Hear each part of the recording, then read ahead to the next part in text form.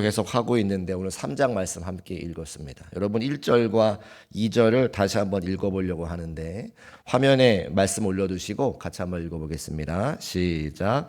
디베rio 황제가 통치한 지 15해 곧 본디오 빌라도가 유대의 총독으로 헤롯이 갈릴리의 분봉왕으로 그 동생 빌립이 이두레와 드라고니 지방의 분봉왕으로 루사니아가 아빌레네의 분봉왕으로 안나스와 가야바가 대제사장으로 있을 때에 하나님의 말씀이 빈들에서 사가랴의 아들 요한에게 임한지라. 아멘. 자, 1절과 2절 말씀 같이 읽었는데 사람이 많이 나옵니다. 몇 명 나올까요? 7명 나오거든요. 제가 한번 읽어볼게요. 디베rio 황제, 본디오 빌라도, 헤롯, 빌립, 루사니아, 안나스, 가야바까지 나오고 그리고 이제 세례 요한 8명 나오는데 세례 요한 앞에 7사람이 나옵니다. 왜 이 7사람을 성경에 누가가 기록을 했을까?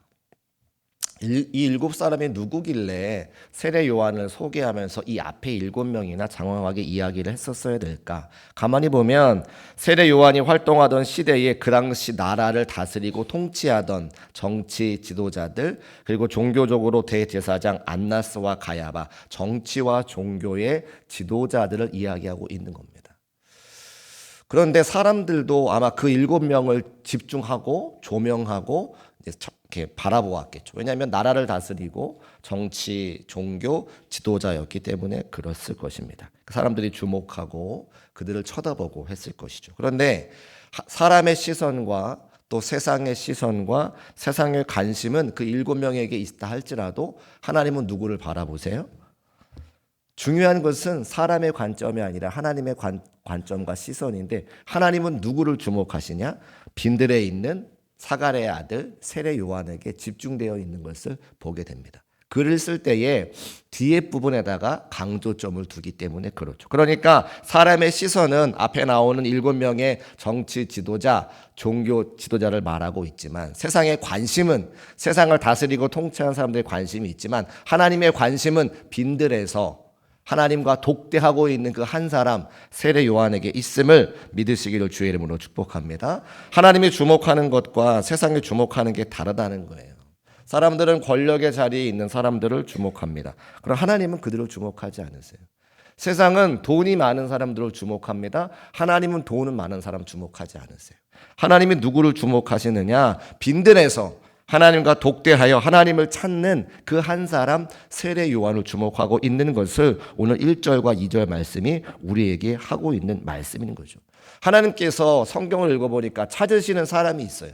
이 땅에 워낙 부족하기 때문에 찾으시고 주목하는 사람이 있는데 두 부류의 사람들을 찾으시고 주목하더라는 거예요. 첫 번째는 예배하는 자, 한 사람의 예배자를 찾으시고 그들을 주목하십니다. 두 번째는 하나님의 교회에서 함께 하나님의 사역을 감당할 사람들을 주목하고 찾으시죠. 왜요? 없기 때문에 그래요. 추수할 것은 많은데 추수할 일꾼을 주인에게 말하여 보내달라 말씀하셨잖아요. 그러니까 세상에 없기 때문에 하나님께서 찾으시고 주목하는 사람이 있는데 그가 누구냐? 하나님 앞에 예배하는 사람, 하나님의 사명을 감당하는 사람. 우리 중국교회 모든 성도들이 하나님께서 주목하시고 하나님께서 찾으시는 예배자와 주의 일꾼 되시기를 주님의 이름으로 축복합니다. 우리가 누가복음 3장 1절과 2절 말씀 읽었는데 현대식으로 바꿔 제가 이야기하면 이렇게 되는 거예요. 도널드 트럼프가 미국 대통령으로, 푸틴이 러시아 대통령으로, 시진핑이 중국 주석으로, 기시다 후미오가 일본 총리로, 올라프 숄츠가 독일 총리로, 마크롱이 프랑스 대통령으로, 키어 스타머가 영국 총리로, 윤석열이 한국 대통령으로 있을 때에 세상 사람들의 관심이 청와대와 백악관을 향할 때에 하나님의 말씀은 이른 새벽을 깨워 조용히 기도의 자리에 나와 하나님 앞에 독대하고 서 있는 중국교회 성도들에게 임하니라. 할렐루야. 이렇게 해석이 되어지는 거죠. 우리가 한 주간 세상이 우리를 얼마나 불안해하고 근심하게 하는지를 잘 보게 되었습니다. 그런데요, 걱정하지 말고 염려하지 않을 것은 세상을 통치하시는 분, 세상을 다스리시는 분은, 그리고 그 하나님께서 주목하시는 분은 새벽에 나와, 혹은 기도의 자리에 나와, 혹은 하나님과 독대하는 자리에 서서 하나님의 말씀 붙잡고 기도하는 성도들 한 사람 한 사람을 주목하는 것을 꼭 믿으시기를 주의 이름으로 축복합니다. 그러니까 걱정할 이유가 없고 염려할 이유가 없고 나라와 민족을 위해서 함께 기도하면 되는 거죠. 하나님이 주목하시는 우리 중국교회 모든 성도의 삶이 되시기를 주의 이름으로 축복합니다. 그런데 그렇게 세례 요한이 하나님 앞에 서서 사역을 감당할 때에 그 세례 요한이 사역을 시작한 장소가 나온다는 거예요. 우리 3절 말씀 같이 한번 읽어보겠습니다. 시작. 요한이 요단강 부근 각처에 와서 죄 사함을 받게 하는 회개 세례를 전파하니. 아멘. 세례 요한이 사역을 어디서 시작합니까? 요단강에서 시작한다라고 기록하고 있죠. 그러면 왜 요단강에서 시작할까라고 우리가 질문해 볼 수 있는 거예요. 왜 요단강에서 사역을 시작했을까요? 많은 사람들이 몰려오니까 세례를 줘야 돼서 물이 있는 곳에서 사역을 시작해야 됐던가라고 한다라면 요단강 말고 이스라엘의 강이 또 있습니다. 야복강도 있고 디손강도 있고 굳이 요단강이 아니더라도 물이 필요했으면 다른 강에서 얼마든지 사역을 시작할 수 있는 거죠. 저도 한 번도 이 세례 요한이 사역을 어디서 시작했는지 궁금한 마음이 없었는데 말씀을 가만히 묵상하다 보니까 요단강 부근에서 사역을 시작하게 하신 이유가 있는 것을 알게 되었습니다. 자, 세례 요한이 누군지 우리가 말라기 구약성경 맨 마지막에 말라기를 통해 확인할 수가 있는데 우리 4장 5절과 6절 말씀 같이 읽어보겠습니다. 시작.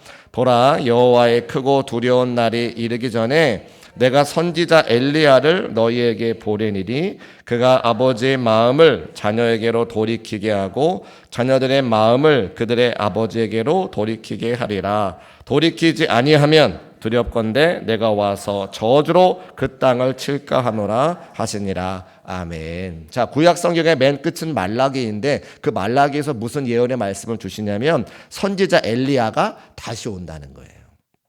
엘리야는 열왕기서에서 하늘나라에 죽음을 보지 않고 들려 올라간 사람인데 구약 성경 맨 마지막에 말라기에서 다시 엘리야가 올 것이야 라고 말씀하시는 예언의 장면이 우리가 함께 읽은 말라기 4장 5절과 6절 말씀. 그런데 이 말씀 끝에 신약 성경에 넘어오면 예수님께서 마태복음 11장에서 다시 오실 그 엘리야가 세례 요한이라고 정확하게 확인해 주고 계세요. 자, 마태복음 11장 13절 14절 함께 읽어보겠습니다. 시작.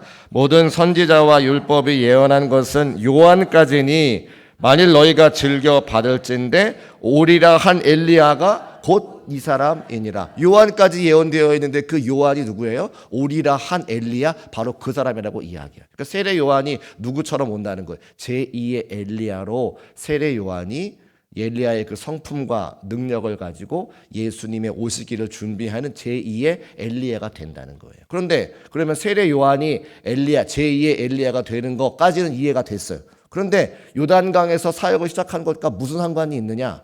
엘리야가 맨 마지막까지 사역을 한 자리가 어디냐면 바로 요단강 근처라는 거예요. 그러니까 따져보자면 세례 요한이 제2의 엘리야인데 첫 번째 엘리야가 하나님께 부름받은 바로 그곳이 하늘로 불려 올라간 바로 그곳이 요단강이었고 다시 오실 엘리야 제2의 엘리야로 세례 요한이 사역을 시작한 데가 요단강이라고 하는 것을 말씀을 통해 알 수 있는 거죠. 어떻게 확인할 수가 있느냐? 자, 열왕기의 말씀 가보겠습니다. 열왕기야 2장 1절 말씀 제가 읽어볼게요. 여호와께서 회오리 바람으로 엘리야를 하늘로 올리고자 하실 때에 엘리야가 엘리사와 더불어 길갈에서 나가더라. 하나님께서 이제 엘리야를 죽음을 보지 않고 하늘로 올리신다는 말입니다. 또 6절에 보니까 엘리야가 또 엘리사에게 이르되 청하건대 너는 여기 머물라 여호와께서 나를 요단으로 보내시니라 하니라. 어디로 간다는 거예요? 요단으로 가는 거예요. 누가요? 엘리야가요. 그리고 이제 하늘로 불려 올림받죠. 불수레와 불말들과 더불어 하늘로 올림받는데 그때 이제 엘리사가 어떻게 하냐면 자, 열왕기야 2장 13절 같이 읽어보겠습니다. 시작. 엘리야의 몸에서 떨어진 겉옷을 주워 가지고 돌아와 어디서요? 요단 언덕에 서서 저기가 어디예요? 요단강이에요. 하늘로 불러 올라간 그 자리가 요단강이라는 거예요. 그 요단강에서 엘리야가 불려 올라갔고 제2의 엘리야로 다시 오게 된 제2의 엘리야 세례 요한이 요단강에서 사역을 시작하더라. 자, 이것이 왜 중요한가 하면 저와 여러분에게도 요단강이 있다는 거죠. 우리의 요단강이 어디입니까? 여러분 중국교회의 힘을 믿으시기를 주의 이름으로 축복합니다. 왜 우리의 요단강이 중국교회냐? 오늘 당회를 통해서, 당회는 뭐 하는 거냐면 함께 우리가 2025년도에 교회를 섬겨갈 새로운 일꾼들을 세우는 그 모임이 바로, 그 회의가 바로 당회입니다.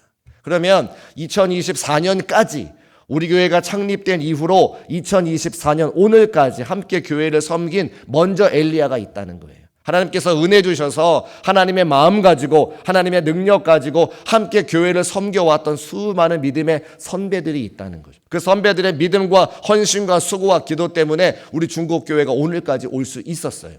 믿으십니까? 자, 그러면 오늘 당회로 세워지는 새로운 일꾼들은 뭘 해야 되는 거예요? 제2의 엘리야, 세례 요한처럼 요단강에서 중국교회에서 그 믿음의 바톤을 이어받아서 하나님의 교회를 함께 세워가는 것이 세례 요한의 사명을 우리도 감당하는 것이다라고 똑같이 말할 수 있다는 거죠. 그래서 이 요단강이라고 하는 것은 엘리야가 하나님의 마음으로 사명을 감당했던 것처럼 제2의 엘리야로 임명받은 세례 요한이 예수님이 오실 길을 예비하고 수많은 사람들에게 세례를 베풀고 회개하라 천국이 가까워왔다고 이야기하는 바로 그 자리라고 하는 겁니다. 여러분에게 우리 중국교회가 세례 요한과 같이 사역을 처음 시작하는 요단강이 되시기를 주의 이름으로 축복합니다. 그래서 우리가 하나님께서 맡기신 이 사명을 더 잘 감당하기 위해서 함께 주의 일꾼들을 세워드리고 위로하고 격려하며 나도 함께 그 요단강에서 우리 중국교회에서 사역들을 감당하는 거예요. 이것이 오늘 우리에게 주시는 하나님의 두 번째 말씀입니다. 자, 세 번째는 4절 말씀을 같이 한번 읽어봐야 되는데 4절 말씀 같이 읽어보겠습니다. 시작. 선지자 이사야야 책에 쓴 바 광야에서 외치는 자의 소리가 있어 이르되 너희는 주의 길을 준비하라 그의 오실 길을 곧게 하라. 아멘. 자, 세례 요한이 누군지를 얘기하고 있는데 광야에서 외치는 자의 소리, 우리 같이 한번 따라 하실까요? 광야에서 외치는 자의 소리. 자, 세례 요한이 뭐냐? 소리라는 거예요. 소리. 그렇죠. 세례 요한은 소리라는 거예요. 소리의 역할을 감당하는. 그런데 제가 이렇게 보니까 세례 요한이 소리라고 우리가 생각하고 이해해야 되는데 많은 분들이 세례 요한을 동경의 대상으로 삼아요. 특별히 누가? 신학생들이. 교회 역사 속에 세례 요한이 늘 중요한 위치에 있었습니다. 수도원이 생겼던 가장 큰 이유가 세례 요한 때문에 그래요. 수도사들이 모여서 그들이 신앙생활 잘 해보려고 세상과 구별되어 광야에 사는 것처럼 절제하고 금욕하는 삶을 사는 것이 수도원 운동이거든요. 아무것도 소유도 하지 않고 결혼도 하지 않고 세례 요한처럼 수도 생활에 정진하고 하나님을 더 깊이 만나려고 하는 그 이유와 목적 때문에 수도원에 모여 살죠. 그래서 많은 사람들이 감명도 주기도 하고 수도원 안에서 진실된 신앙생활을 하고 사람들에게 빛과 소금의 역할을 감당하기도 했습니다만 수도원이 타락했습니까? 타락했습니까? 결과는 타락했어요. 왜 그렇죠? 사람이 모인 곳이기 때문에 그래요. 동방교회에서 또 세례 요한의 위치는 대단하거든요. 우리는 서방교회, 프로테스탄트, 개신교라고 이야기할 때에 우리는 서방교회라고 이야기하면 되고 동방교회는 터키 같은데, 정교회 같은데 이런 데를 우리 동방교회라고 이야기합니다. 동방교회와 서방교회의 가장 큰 차이는 뭐냐면 우리는 말씀 중심의 교회라고 한다면 동방교회는 세워진, 보여지는 걸 되게 중요하게 생각하고 예배 의식을 되게 중요하고 생각해요. 그래서 마치 카톨릭처럼 예배를 드리는 데가 동방교회라고 이해하시면 돼요. 그래서 교회 안에 이렇게 상이 많거나 또 그림이 많으면 거기는 동방교회입니다. 그런데 세례 요한이 그 동방교회에서 그리스도 바로 옆에 세례 요한의 성화를 놓고 굉장히 이렇게 칭송받고 경배받는 모습들을 보게 되는 거죠. 그러니까 사람인데 예수님이 오시는 길을 예비했기 때문에 그 세례 요한을 많은 사람들이 추앙하는 모습을 보게 된다는 거예요. 그런데 아니요. 세례 요한은 오늘 성경에 보니까 광야에 외치는 자의 소리라고 기록했습니다. 소리라고 하는 것은 그가 전하는 메시지가 중요한 거지 소리 자체가 중요하다는 말은 아닌 거죠. 그럼 세례 요한이 한 말이 뭐냐? 그 말이 더 중요하다고 하는 거예요. 세례 요한이 무슨 이야기를 했습니까? 8절과 9절 말씀을 이야기했는데 8절과 9절 말씀 같이 읽어보겠습니다. 시작. 그러므로 회개에 합당한 열매를 맺고 속으로 아브라함이 우리 조상이라 말하지 말라. 내가 너희에게 이르노니 하나님이 능히 이 돌들로도 아브라함의 자손이 되게 하시리라. 이미 도끼가 나무 뿌리에 놓였으니 좋은 열매 맺지 아니하는 나무마다 찍혀 불에 던져지리라. 아멘. 자, 8절과 9절 말씀에 반복되어 나오는 단어가 한 가지 있습니다. 뭐죠? 열매. 세례 요한은 소리인데 그 소리가 강조하고 말하고 있는 내용이 뭐냐면 열매에 대한 이야기를 하죠. 회개에 합당한 열매, 또 좋은 열매 맺어라. 그 이야기를 하고 있는 겁니다. 여러분, 나무가 무슨 나무인지 알면 무엇을 보면 알 수 있습니까? 열매를 보면 알 수 있어요. 저 나무가 사과나무인지 알려면 그가 맺는 열매가 사과인지 보면 사과나무인지 알 수 있고, 저 나무가 포도나무라고 이야기한다면 그 나무가 맺는 열매가 포도인지를 보면 포도나무인지를 알 수가 있는 거예요. 마찬가지로 성도가 어떤 성도인가를 알려면 우리 삶에 어떤 열매가 맺은지를 보면 우리가 어떤 성도인지를 알 수가 있습니다. 예를 하나 들어볼까요? 하나님께서는 사랑이시니까 교회를 다니는 분들이 하나님 앞에 나는 사랑하는 사람이 되어야지 결심할 수 있습니다. 마음도 굳게 먹고 다짐도 하고 말씀 암송도 하죠.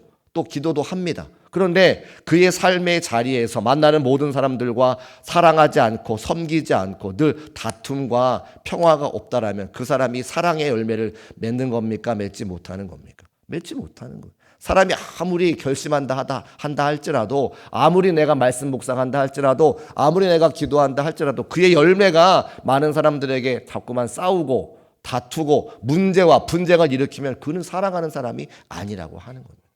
오늘 사도 요한, 세례 요한께서 그 말씀을 우리에게 하고 있는 거예요. 어떤 사람의 행동을 보면 그 사람의 행동 결과를 보면 그 사람이 어떤 사람인지 알 수 있다는 거죠. 그래서 회개에 합당한 열매를 맺고 그리고 좋은 열매를 맺어서 하나님께 영광 올려드리는 삶을 살아라 라고 광야에서 외치며 소리를 내고 있는 것입니다. 예수님께서 부활 승천하신 다음에 우리에게 성령님을 보내주시고 내 능력으로 하나님 말씀 순종할 수 있는 것이 아니라 성령의 충만한 은혜가 있어야 사랑도 할 수 있고 하나님의 말씀에 순종할 수도 있고 좋은 열매를 맺을 수 있고 회개에 합당한 열매를 맺을 수 있으니까 그 성령님과 동행하라 오늘 우리에게 말씀하고 있는 것이죠. 사랑하는 중국교회 성도 여러분, 내 힘으로 할 수 있는 것 하나도 없습니다. 세례 요한을 칭송하고 세례 요한처럼 닮고자 수도원으로 모였지만 그 수도원에서 빛과 소금의 역할을 감당하기를 원했지만 모든 사람들은 다 타락하게 되어 있습니다. 왜요? 우리 가운데 죄성이 있기 때문에. 그래서 어떻게 해야 됩니까? 나를 신뢰하는 것이 아니라 예수 그리스도를 믿고 신뢰하고 그분의 능력이 나에게 임할 때에, 그 성령의 은혜가 나에게 임할 때에 내가 하나님의 말씀을 온전히 순종할 수 있고 회개에 합당한 열매를 맺으며 좋은 열매를 거둘 수 있음을 믿음으로 고백하시기를 주의 이름으로 축복합니다. 그래서 제가 우리 교회에 와서 늘 말씀드리는 게 바로 그거예요. 회개에 합당한 열매를 맺고 좋은 열매를 맺으려면 예배 1+1, 선교하는 교회로, 전도하는 교회로, 다음 세대를 살리는 교회로 그 사명을 감당하려고 애쓸 때에, 한번 해볼 때에 그때 하나님께서 우리에게 성령의 능력과 은혜를 부어주시는 거예요. 근데 그런 이야기를 듣고 꿈쩍도 안 하는 교인들이 있어요. 여러분 죄송합니다. 제 이야기가 아니고요. 성경에 기록한 이야기예요. 세례 요한의 이야기예요. 그런 사람들한테 뭐라 그런 줄 아십니까? 독사의 자식들아, 누가 너희에게 장차올 진로를 피하라게 하더냐. 좋은 열매를 맺지 아니하는 자마다 나무에 찍혀 불에 던져지리라. 제 얘기가 아닙니다. 세례 요한의 이야기입니다. 좋은 열매를 맺어야 되고 회개에 합당한 열매를 맺으라. 그 광야에서 강하게 외치는 세례 요한의 말씀을 하나님의 음성으로 듣고 하나님의 말씀에 온전히 순종하여 하나님을 기쁘시게 하는 우리 중국교회 모든 성도의 삶이 되시기를 주의 이름으로 축복합니다. 자, 그러면 이 이야기를 듣고 두 부류의 청중이 반드시 나뉘게 되어 있다는 거예요.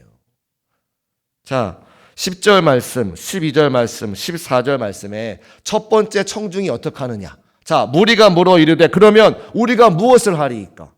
또 12절에 세리들도 선생님이여 우리가 무엇을 하리이까? 14절에 군인들도 물어 이르되 우리가 무엇을 하리이까? 이렇게 말씀을 들으면 찔림이 있어가지고 우리가 어떻게 살아야 되는지 탄식하며 묻는 순종하는 청중들이 있어요. 우리 중국계 모든 성도들은 탄식하며 하나님께 물어 순종할 수 있는 주의 백성들 되시기를 주의 이름으로 축복합니다. 그 또 다른 청중들이 있다는 거예요. 분봉왕 헤롯 같은 사람. 19절과 20절 말씀 같이 읽어볼까요? 시작. 분봉왕 헤롯은 그의 동생의 아내 헤로디아의 일과 또 자기가 행한 모든 악한 일로 말미암아 요한에게 책망을 받고 그 위에 한 가지 악을 더하여 한 가지 악을 더했대요. 똑같은 말씀을 듣고 순종하는 사람이 있고 한 가지 악을 더하는 사람이 있다는 거예요. 하나님의 말씀을 들으면 청중이 둘로 나뉘는데 그 말씀을 듣고 마음에 찔려 아이고 어떻게 살아야 할까 고민하며 순종하는 분이 있고 그 위에 한 가지 악을 더하는 사람이 있다는 거예요. 그런데 놀라운 사실은요. 이 세례 요한이 말씀을 전할 때 헤롯이 말씀을 달게 들었다는 거예요. 달게. 무슨 이야기예요? 말씀을 듣고 은혜를 받았다는 거예요. 자, 마가복음 6장 20절 말씀 제가 읽어볼게요. 헤롯이 요한을 의롭고 거룩한 사람으로 알고 두려워하여 보호하며 또 그의 말을 들을 때에 크게 번민하면서도 어떻게? 달갑게 들음이더라. 달게 들었다. 더 쉽게 말하면 은혜 받으며 들었다. 그 얘기하는 거예요. 놀랍지 않습니까? 세례 요한의 설교를 들을 때에 헤롯이 그의 설교를 달게 들었다는 거예요. 마음에 번민도 했다고 그래요. 소위 은혜를 받았다고 하는 겁니다. 근데 뭐가 문제입니까? 삶을 바꾸지 않았다는 거죠. 하나님 말씀에 순종하지 않아서 그대로 행하지 않았다는 거예요. 헤롯이 결국 세례 요한을 죽이고 맙니다. 여러분 하나님 말씀 잘 들어보세요. 오늘 제가 전한 하나님의 말씀이 여러분에게 달지 않습니까? 깨달음도 있지 않습니까? 은혜도 되지 않습니까? 하나님 말씀 잘 순종해야 될까 고민도 되죠. 오늘 예배 잘 오신 것 같죠. 그런데요 헤롯도 거기까지는 했다는 거예요. 하나님의 말씀을 세례 요한이 전했을 때에 그 마음을 달게 받기도 하고 번민도 하고 고민도 했다는 거예요. 그런데 뭐예요? 회개에 합당한 열매를 맺지 않고 삶을 바꾸지 않고 좋은 열매를 맺지 않으면 소용이 없다는 거예요. 우리에게 주시는 말씀이 너무나 정확하고 분명합니다. 오늘도 우리가 은혜 받았다, 깨닫게 되었다, 내 마음에 감동이 있네, 어떻게 해야 되지? 고민까지만 하면 우리는 헤롯과 다를 바가 없는 사람이라고 하는 거예요. 우리 삶을 바꿔 회개에 합당한 열매를 맺고 하나님 말씀에 순종하여 좋은 열매를 맺지 않으면 우리는 헤롯과 다를 바가 없는 사람이다 말씀하고 있는 겁니다. 이것이 오늘 이 본문 말씀을 통해서 우리에게 주시는 세 가지의 말씀인 거죠. 말씀을 정리하겠습니다. 하나님께서 주목하시는 사람이 있다는 거예요. 세상은 권세자를 주목하지만 하나님은 빈들에서 하나님 앞에 서 있는 바로 그 한 사람을 주목하십니다. 한 사람의 예배자를 주목하시고 하나님의 마음으로 출소한 일꾼 될 사람들을 주목하시죠. 우리 모두가 하나님 앞에 예배자가 되고 출소한 일꾼이 되시기를 주의 이름으로 축복합니다. 또 제2의 엘리야로 세례 요한이 요단강에서 사역을 시작했어요.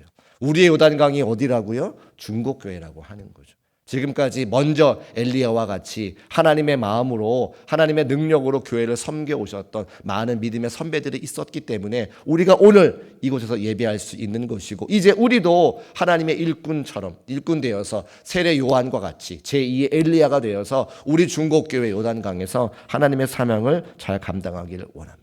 마지막 세 번째, 세례 요한이 광야에서 외치는 자의 소리라고 이야기했는데 그가 무슨 이야기를 합니까?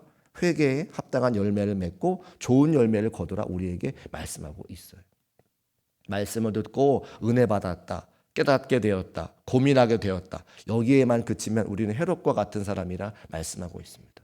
우리의 삶을 돌이켜 하나님 말씀에 순종하는 그 한 발자국의 발걸음을 하나님께서 원하신다면 내가 오늘 말씀 듣고 나의 삶의 자리를 하나님의 말씀으로 돌이켜 한 발자국 걸어가고 하나님의 기쁨 될 수 있는 우리 중국계 모든 성도의 삶이 되시기를 주의 이름으로 축복합니다. 이제 우리 다 같이 자리에서 일어나셔서 슬픈 마음 있는 자 함께 찬송하시고 내가 그 한 사람 되기를 원합니다. 함께 결단하면서 우리 기도하겠습니다.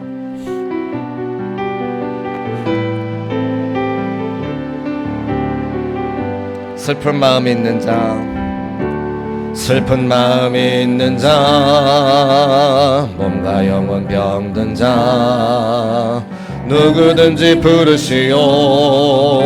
예수 이름 부르시오.